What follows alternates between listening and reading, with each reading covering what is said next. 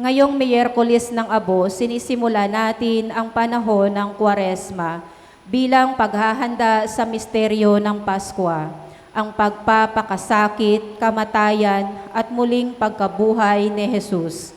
Tanda ng pagdadalamhati at pagsisisi. Ipinapahid sa ating mga noo ang abo.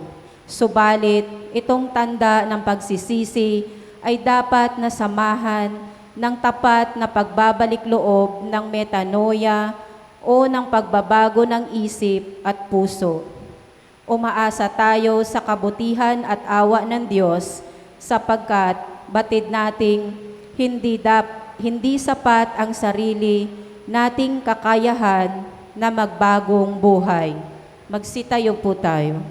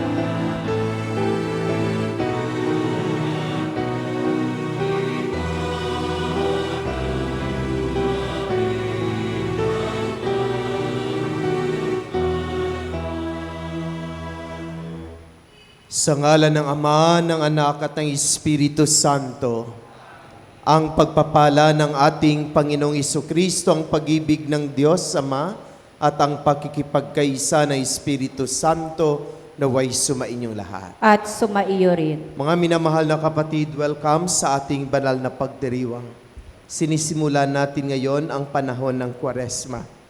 Tayo ay ipinalalahanan ng dakilang pag-ibig ng Diyos sa pag-alay niya ng kanyang buhay, sa kanyang pagpapakasakit at kamatayan sa krus, upang maging ganap ang ating kaligtasan. At upang tayo maging karapat-dapat sa banal na pagdiriwang na ito, aminin natin ang ating makasalanan at humingi tayo ng kapatawaran.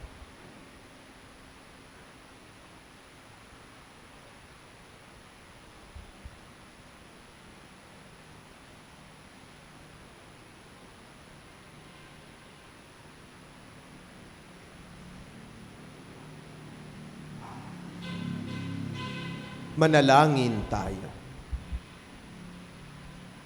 Ama naming makapangyarihan, ipagkaloob mong masimulan namin ngayon ang banal na pagkukusang magtiis ng kagutuman, ang pakikipagtunggalian bilang makapanig ni Kristo sa aming pagsugpo sa mga salungat sa pamumuhay sa Espiritu, maging amin nawang sandata ang pagtitimpi sa sarili sa pamamagitan ni Jesucristo kasama ng Espiritu Santo magpasawalang hanggan. Amen. Magsiupo po tayo. Ang mga salita ni Propeta Joel ay panawagan at pagpapahayag na dapat tayong magbalik sa Diyos sapagkat puno siya ng kabutihan at habag para sa atin. Ang salita ng Diyos mula sa aklat ni Propeta Joel. Sinasabi ngayon ng Panginoon, mataimtim kayong magsisi at manumbalik sa akin. Kayo'y mag-ayuno, manangis at magdalamhati. Magsisi kayo ng taos sa puso, hindi pakitang tao lamang. Magbalik loob kayo sa Panginoon na inyong Diyos. Siya'y may magandang loob at puspos ng awa. Mapagpahinuhod at tapat sa kanyang pangako.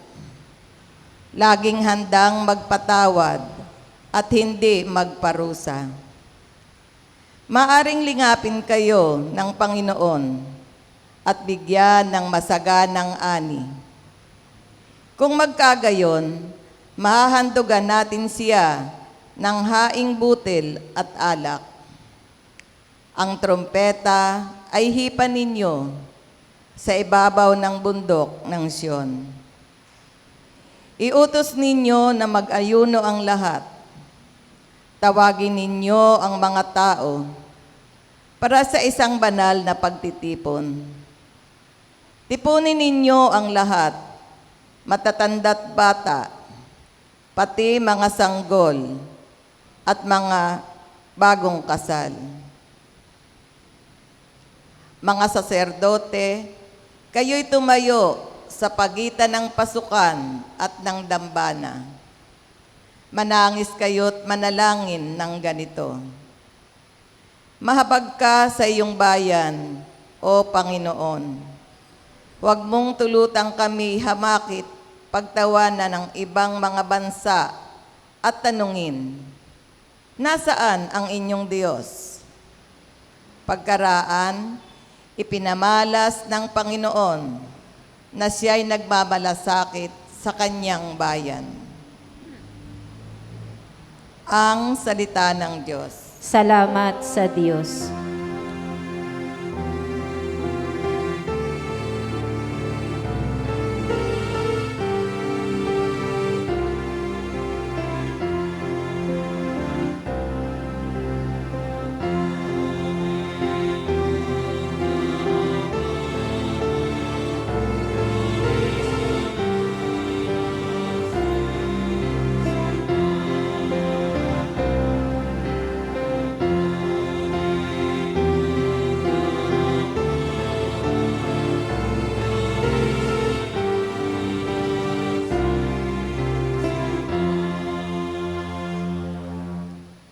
Ako'y kaawaan, umahal kong Diyos, sang-ayon sa iyong kagandahang loob.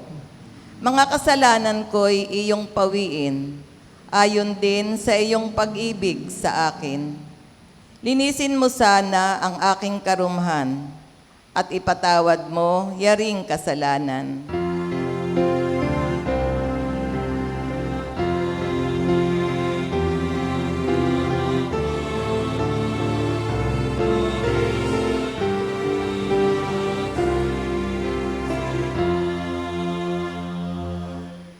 Ang pagsalangsang ko ay kinikilala, laging nasa isip ko at alaala. Sa iyo lang ako nagkasalang tunay, at ang nagawa ko'y di mo nagustuhan.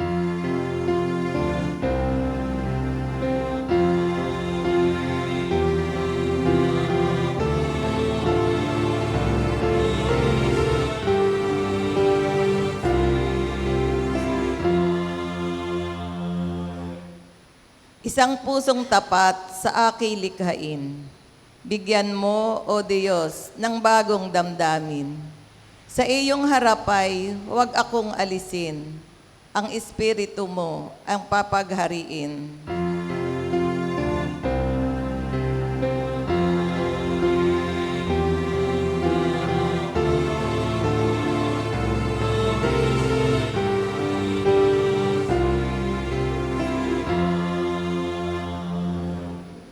Ang galak na dulot ng iyong pagliligtas, ibalik at ako ay gawin mong tapat. Turuan mo akong makapagsalita at pupurihin ka sa gitna ng madla.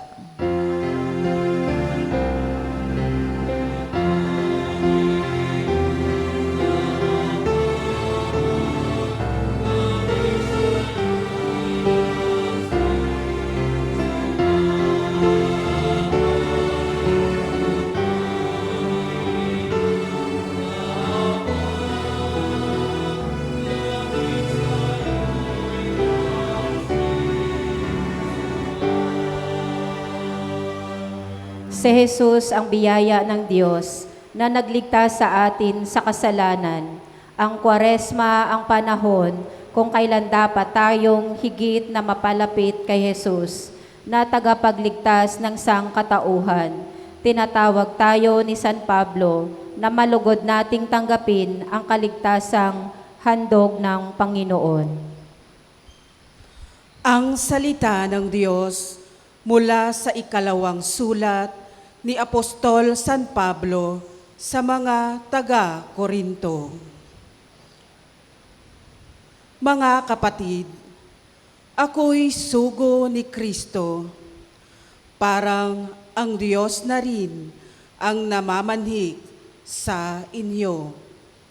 Sa pamamagitan ko, makipagkasundo kayo sa Diyos. Hindi nagkasala si Kristo, ngunit dahil sa atin, siya'y ibinilang na makasalanan upang makipag-isa tayo sa Kanya at mapabanal sa harapan ng Diyos sa pamamagitan niya. Yamang kami mga katulong sa gawain ng Diyos, ipinamamanhik namin sa inyo na huwag ninyong sayangin ang pagkakataong ibinibigay sa atin ng Diyos, sapagkat sinasabi niya, sa kaukulang panahon ay pinakinggan kita. Sa araw ng pagliligtas, sinaklolohan kita. Tingnan ninyo, ngayon na ang panahon na nararapat. Ngayon ang araw ng pagliligtas. Ang salita ng Diyos. Salamat sa Diyos. Magsitayo po tayo.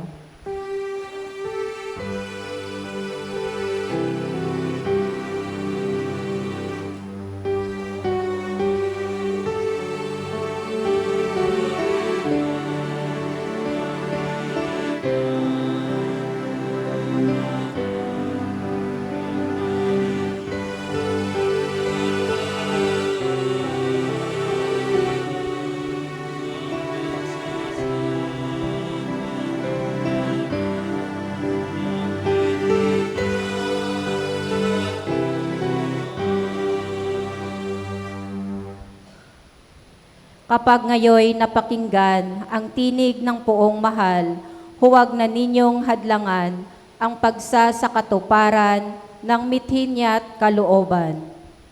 Sumayin niyo ang Panginoon. At sumain niyo rin. Ang mabuting balita ng Panginoon ayon kay San Mateo. Papuri sa iyo, Panginoon.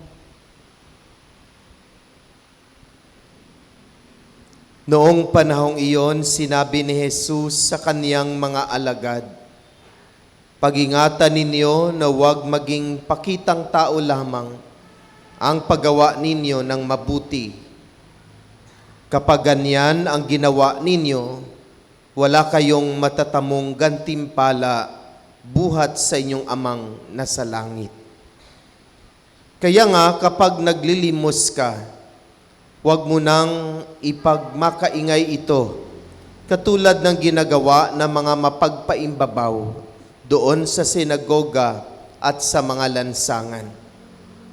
Ginagawa nila ito upang purihin sila ng mga tao. Sinasabi ko sa inyo, tinanggap na nila ang kanilang gantimpala. Ngunit kung naglilimos ka, huwag mo nang ipaalam ito kahit sa iyong pinakamatalik na kaibigan upang malihim ang iyong paglilimos. At gagantihin ka ng iyong amang nakakikita ng kabutihang ginagawa mo ng lihim.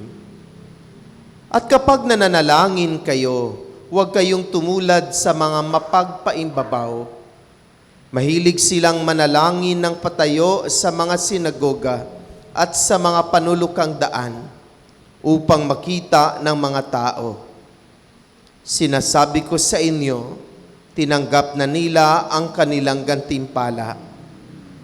Ngunit kapag mananalangin ka, pumasok ka sa iyong silid at isara mo ang pinto.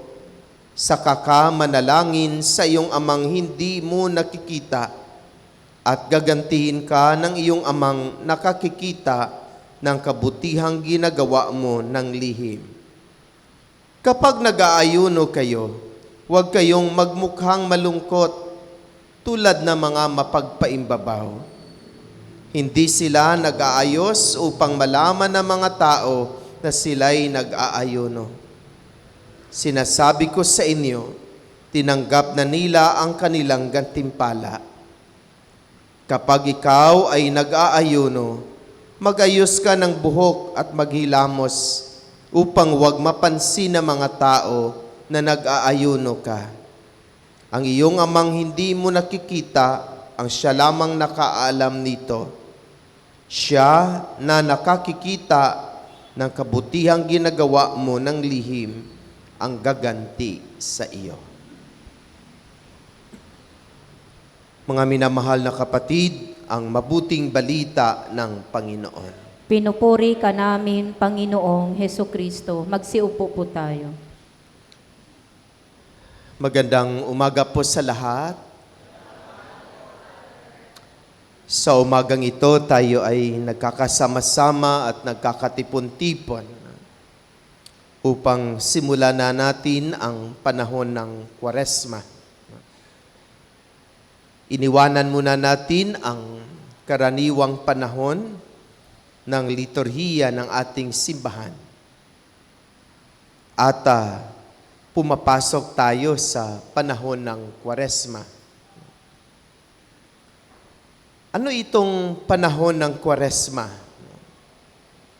Ang Kwaresma ay 40 araw na paghahanda upang maging makahulugan ang misteryo paskwal ng ating Panginoon. At ang Kwaresma ay sinisimulan natin sa pamagitan ng pagdiriwang ng Miyerkules ng Abo. At kapag magbilang tayo, 40 days mula sa araw na ito, sisimulan natin ang triduum ng misteryo paskwal ng ating Panginoon. Pagbilang tayo ng 40 days, ito ay hahantong sa darating na Huwebes Santo. Ito ay panahon ng paghahanda. Katulad din ng panahon ng Adbyento na mayroon tayong mga araw ng paghahanda bago ang Pasko ng pagsilang ng ating Panginoon.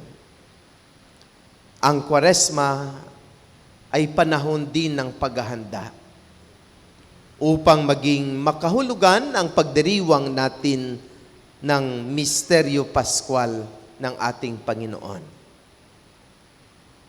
Kapag narinig natin ang salitang misteryo paskwal, ano ang ibig sabihin? Ano ibig sabihin ng misteryo paskwal? What is Paschal mystery of Christ?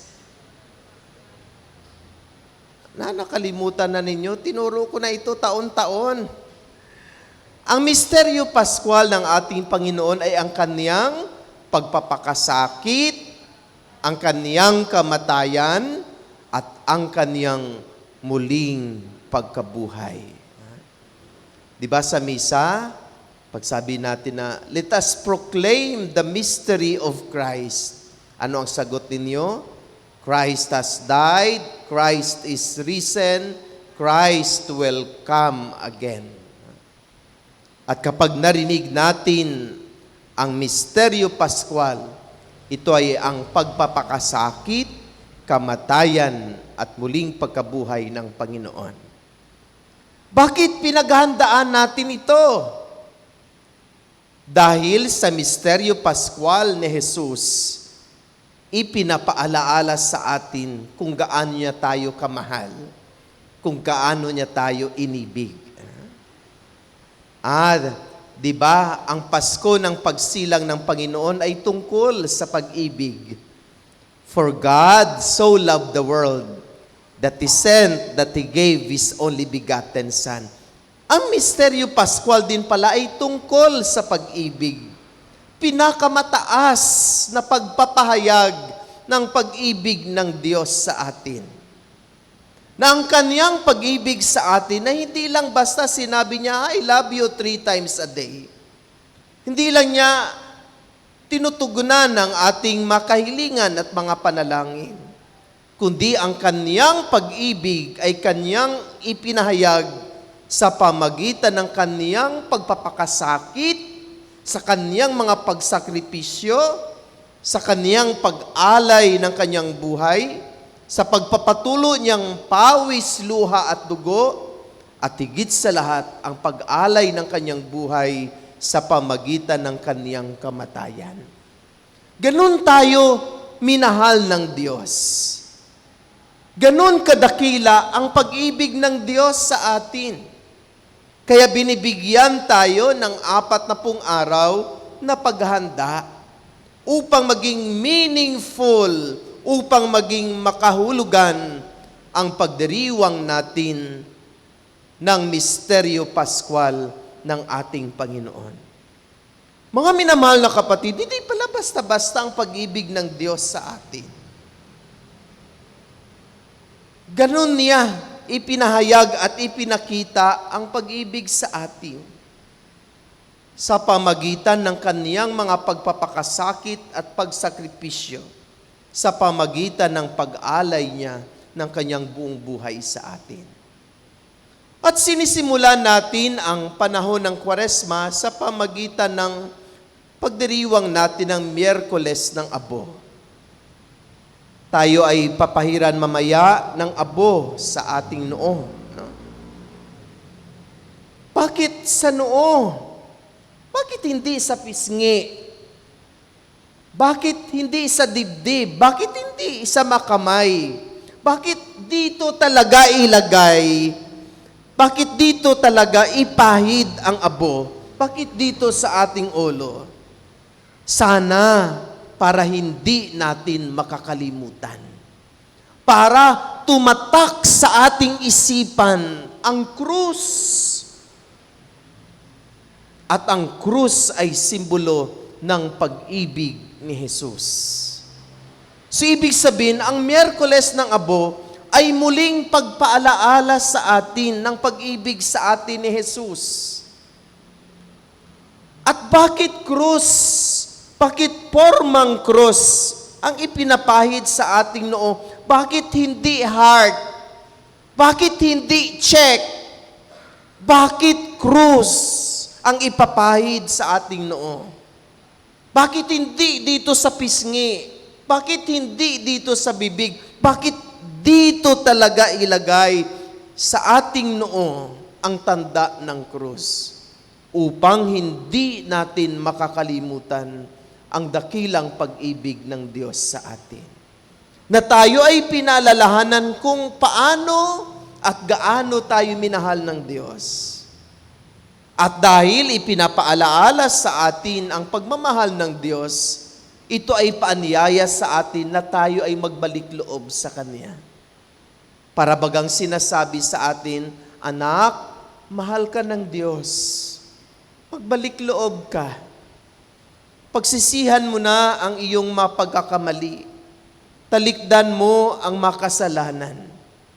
At higit sa lahat, gumawa ka ng kabutihan mula sa kaibuturan ng iyong puso. Gumawa ka ng kabutihan ng may pagmamahal. Tanda ng iyong pagmamahal sa ating mapagmahal na Diyos. So mga minamahal na kapatid, maging makahulugan lamang itong panahon ng Kwaresma kapag tayo ay maghahanda. At anong mga paghahanda ang ating dapat gawin?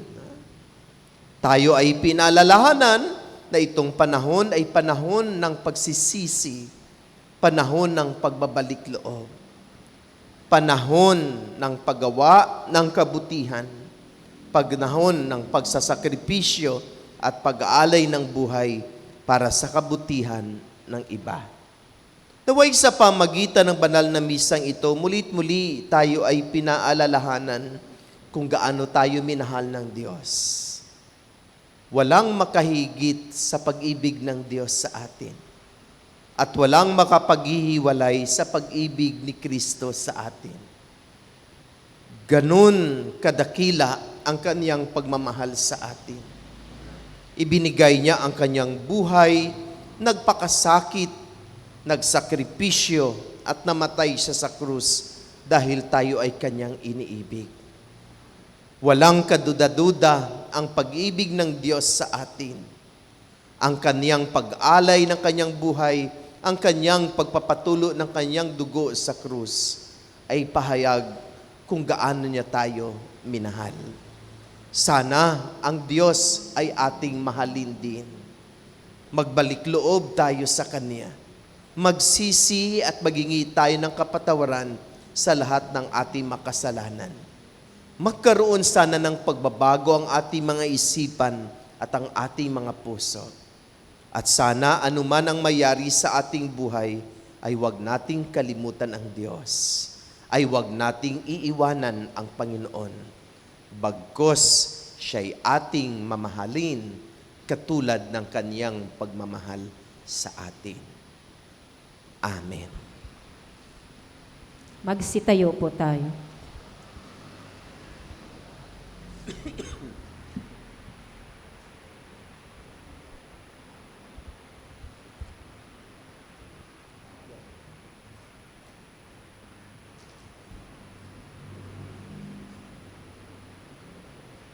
Ngayon ay dadako tayo.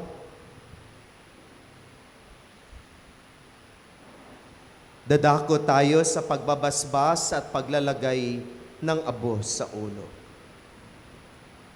Minamahal na mga kapatid, manalangin tayo sa Amang may kapal upang ang abong sa ulo natin ilalagay para ipahiwatig ang pagbabagong buhay ay marapatin niyang gawaran ng kanyang pagpapala at malaking pagmamahal.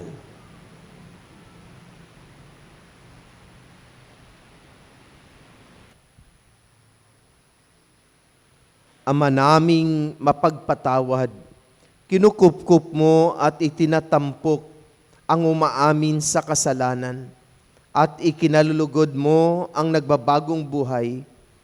Dinggin mo kami at kupkupin sa pagkakaloob mo ng pagpapala bilang pagtatampok sa iyong mga lingkod na naglalagay sa atin ng abo sa ulo sa pagganap ng 40 araw na paghahanda para sa Pasko ng pagkabuhay. Marapatin mong kami maging dalisay para sa pagdiriwang ng tagumpay ng iyong anak na siyang namamagitan kasama na Espiritu Santo magpasawalang hanggan. Amen.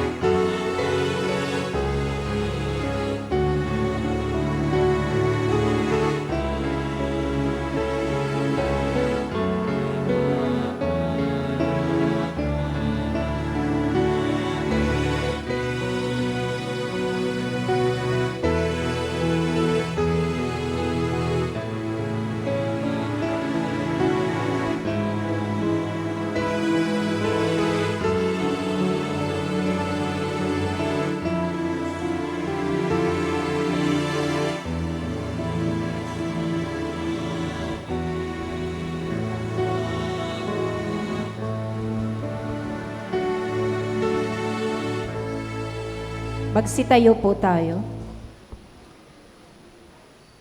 Sa pasisimula ng aming 40 araw na paglalakbay ngayong panahon ng Kwaresma, dumudulog kami sa iyo, Ama, para sa biyaya ng buong pusong pagbabalik loob, pagsisisi at pagmamalasakit sa kapwa. Taglay ang matibay na pananampalataya, kami dumadalangin. Panginoon, dinggin mo kami. Panginoon, dinggin mo kami. Panginoon, tulungan mo kaming itakwil ang aming mga pagkukunwari. Itulot mong lumago kami sa pananampalataya at mamuhay na naaayon sa Ebanghelyo. Manalangin tayo. Panginoon, dinggin mo kami. Panginoon, tulungan mo kaming pakinggan ang tinig ng iyong anak na si Jesus na nananaghoy sa mukha ng mga dukha, mga nagugutom, mga inaapi at pinagsasamantalahan. Manalangin tayo. Panginoon, dinggin mo kami. Panginoon, sa paggunita ng hubilyo, kami naway maging mga manlalakbay ng pag-asa na nagdadala ng iyong liwanag sa gitna ng dilim at mga buhay na tanda ng iyong awa at katarungan upang sa bawat hakbang ay maging saksi kami ng pagmamahal mo sa lahat ng tao. Manalangin tayo. Panginoon, dinggin mo kami. Panginoon, pagkalooban mo kami ng magpagpatawad na puso, pag-unawa at pagmamahal sa bawat isa. Manalangin tayo. Panginoon, dinggin mo kami. Panginoon, sa pamamagitan ng kapangyarihan ng krus ni Jesus, patuloyin mo nawa ang mga yumao naming kapatid sa buhay na walang hanggan. Manalangin tayo. Panginoon, dinggin mo kami. Sa ilang sandali ng katahimikan, ipanalangin natin ang iba pang mga pangangailangan ng ating pamayanan, pati na rin ang ating pansariling kahilingan. Manalangin tayo. Panginoon, dinggin mo kami. Ama naming mapagmahal, sa gabay na iyong banal na Espiritu, itulot mong makapamuhay kami ng naaayon sa panawagan ng Ebanghelyo na magsisi at magalak sa kapayapaang dulot mo. Hinihiling namin ito sa pamagitan ni Jesucristong aming Panginoon. Amen. Magsiupo po tayo.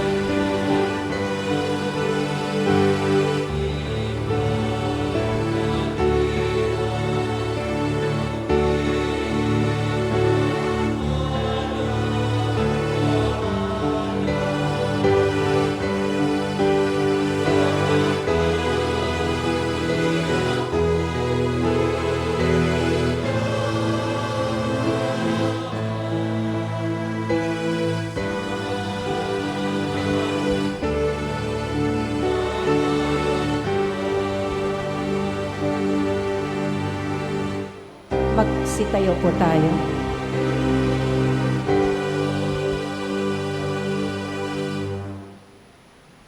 Manalangin kayong mga kapatid upang paghahain nating ito ay kalugdan ng Diyos Amang makapangyarihan. Tanggapin nawa ng Panginoon itong paghahain sa iyong mga kamay, sa kapurihan niya at karangalan, sa ating kapakinabangan at sa buong sambayanan niyang banal. Ama naming lumikha, ginaganap namin ang paghahain ito bilang maringal na pasimula sa 40 araw na paghahanda.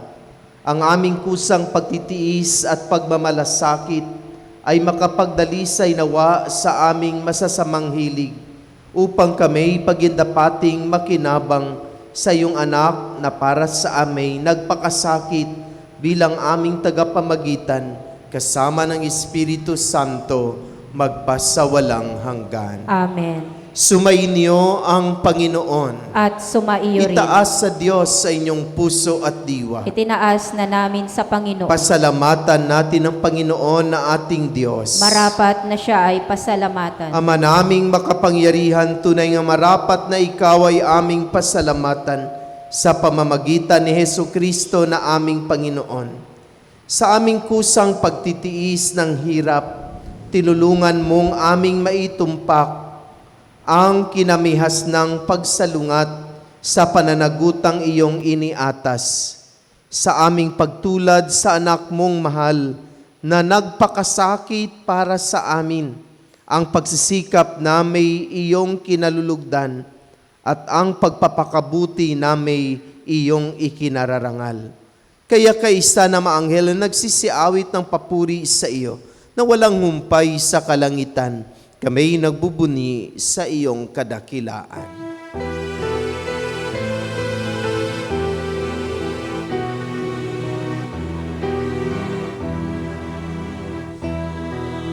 Santo, Santo, Panginoong Diyos ng makapangyarihan, napupuno ang langit at lupa ng kalwalhatian mo. Hosana sa kaitaasan,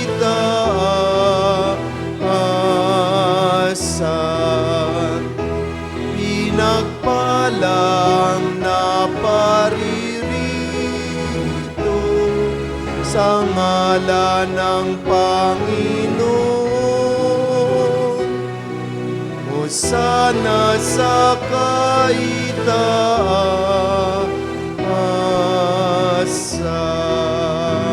Magsiluhod po tayo.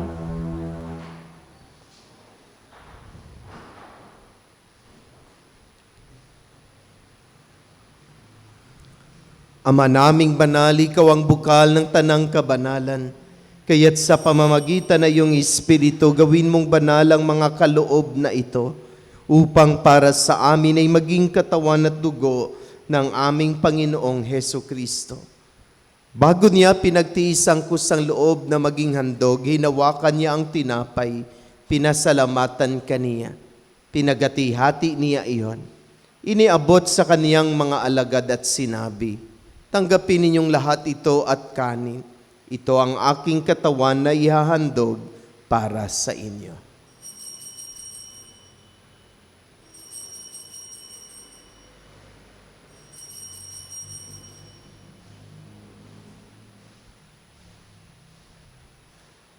Gayon din naman nung matapos ang hapunan, hinawakan niya ang kalis. Muli kaniyang pinasalamatan. Iniabot niya ang kalis sa kaniyang mga alagad at sinabi, "Tanggapin ninyong lahat ito at inumin.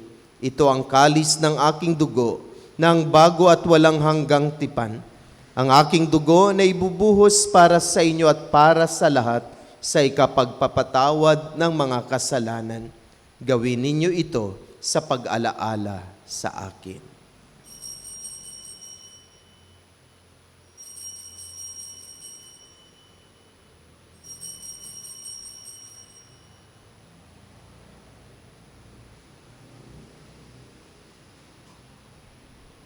Ipagbunyin natin ang misteryo ng pananampalataya.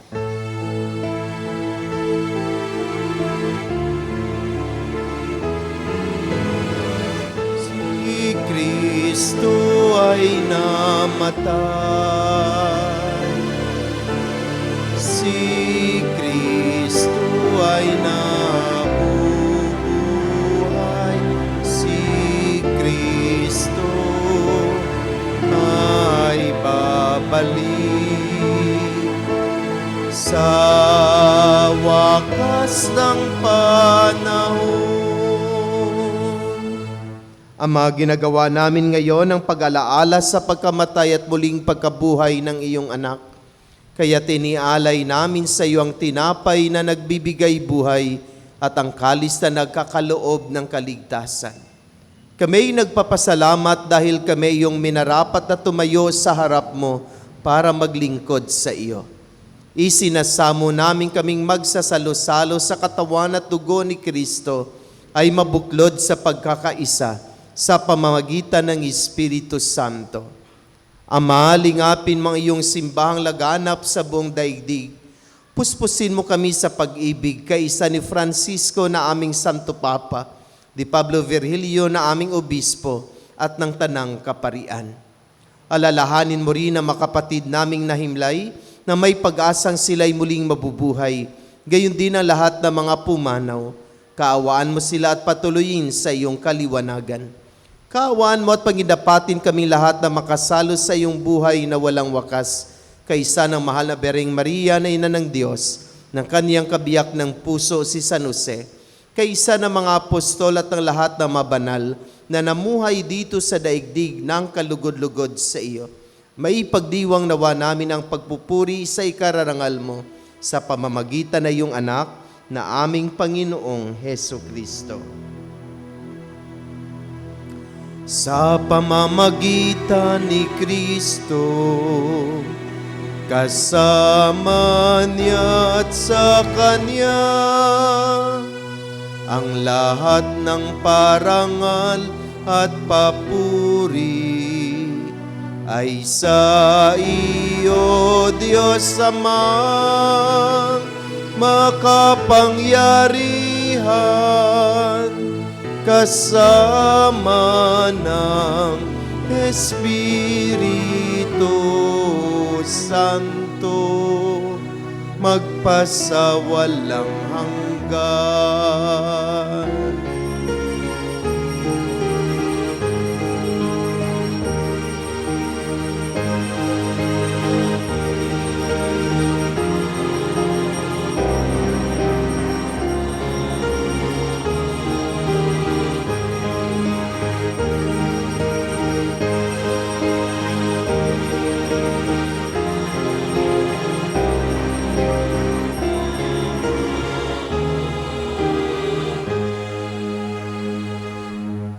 Sa tagubiling na nakagaling na utos sa turo ni Jesus na Panginoon natin at Diyos, ipahayag natin ang lakas loob. Ama namin, sumasalangit ka, sambahin ang ngalan mo.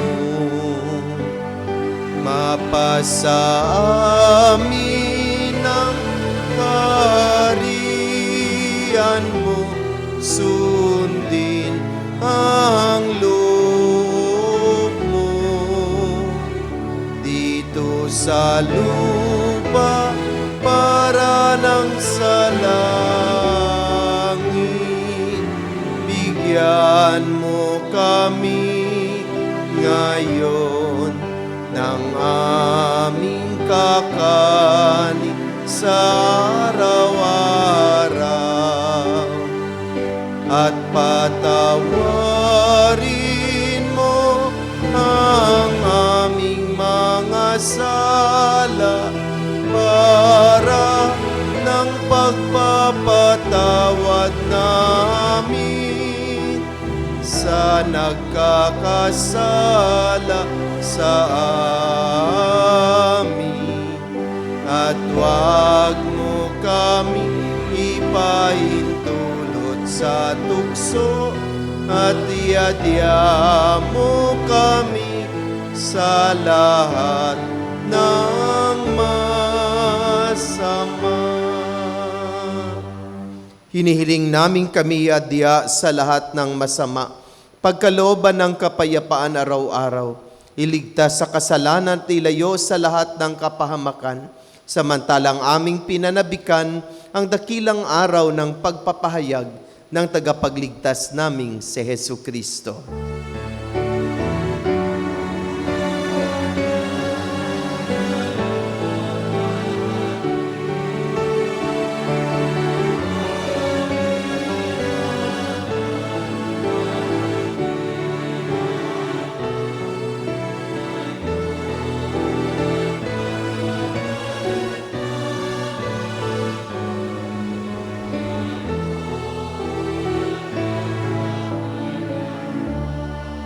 Panginoon Jesucristo, sinabi mo sa iyong mga apostol, kapayapaan ang iniiwan ko sa inyo, ang aking kapayapaan, ang ibinibigay ko sa inyo.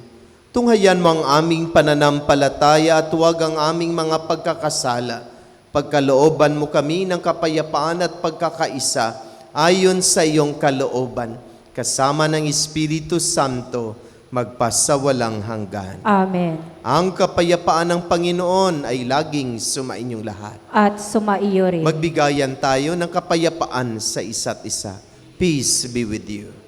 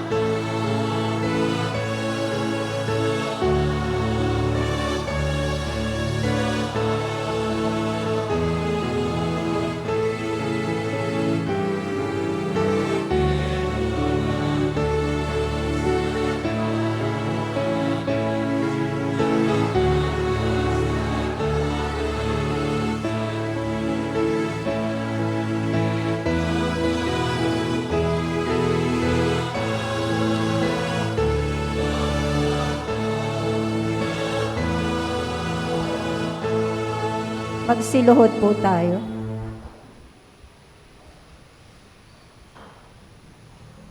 Mga kapatid, narito si Jesus, ang kordero ng Diyos, siyang nag-aalis na makasalanan ng sanlibutan. Mapalad ang inaanyayahan sa kaniyang banal na pigil. Panginoon, hindi ako karapat-dapat magpatuloy sa iyo, ngunit sa isang salita mo lamang ay gagaling na ako.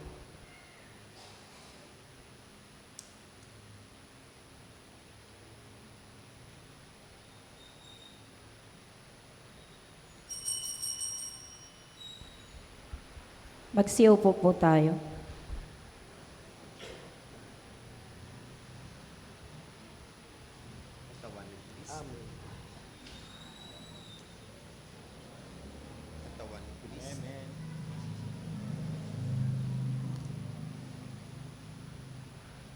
Katawan ni Kristo.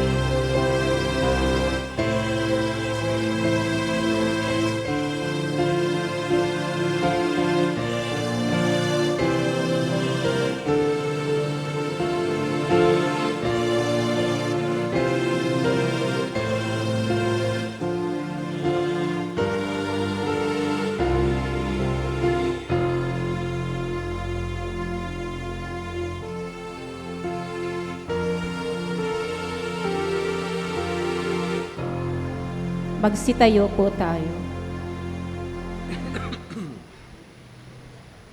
Manalangin tayo. Ama naming mapagmahal, ang pinagsaluhan namin ay amin nawang pakinabangan sa pagkakamit ng dulot na kagalingan ng kagutumang kusa naming pinagtitiisan at iyong kinalulugdan sa pamamagitan ni Hesukristo kasama ng Espiritu Santo magpasawalang hanggan. Amen. Panalangin sa Birhen ng banal na puso ni Jesus. Alalahanin mo, mahal na ina ng banal na puso ni Jesus, ang madakilang bagay na ginawa ng Panginoon para sa iyo. Hinirang kang maging kanyang ina, ninais niyang malapit ka sa kanyang krus, binahaginan kanya ng kanyang kaluwalhatian, dinirinig niya ang iyong panalangin. Sa kanya ialay ang aming papuri at pasasalamat, sa kanya isang guni ang aming kahilingan, na tulad mo'y mamuhay kaming lagi sa pagmamahal ng iyong anak, upang kanyang kahariay patuloy na maisakatuparan. Samahan kaming lahat sa bukal ng buhay na nagmula sa kanyang puso, na lumaganap sa sanlibutan ang pag-asa at kaligtasan, ang katarungan at kapayapaan. Pagmasdan mo kaming sa iyo'y nagtitiwala, pakinggan mo kaming sa iyo'y nagsusumamo. Maranasan nawa naming lagi ang makainang pagkalinga mo, siya nawa. Berhe ng banal na puso ni Jesus. Ipanalangin mo kami. Berhe ng banal na puso ni Jesus. Ipanalangin mo kami. Berhe ng banal na puso ni Jesus. Ipanalangin mo kami. Magsiupo po muna tayo para sa mga pasasalamat.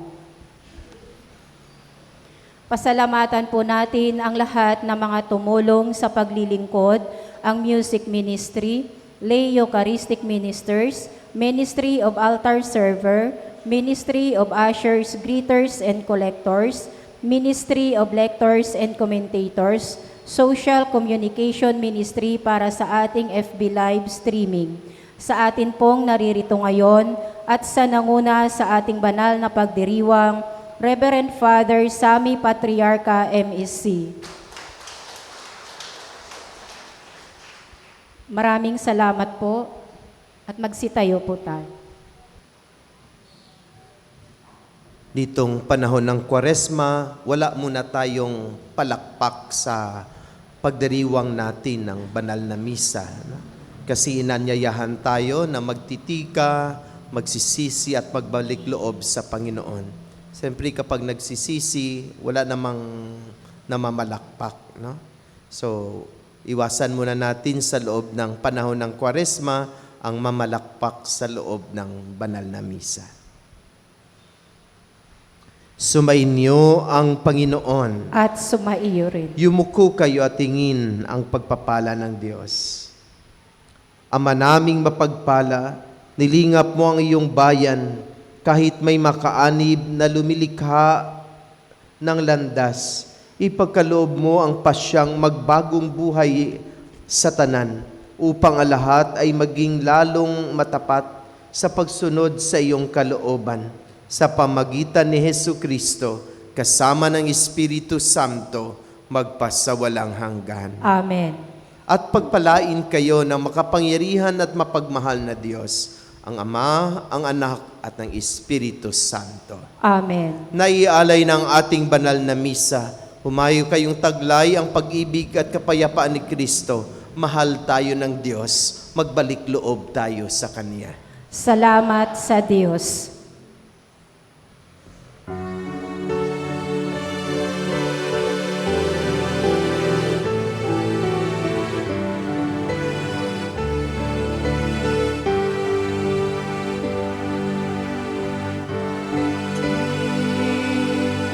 With all your heart, don't let fear be pass apart.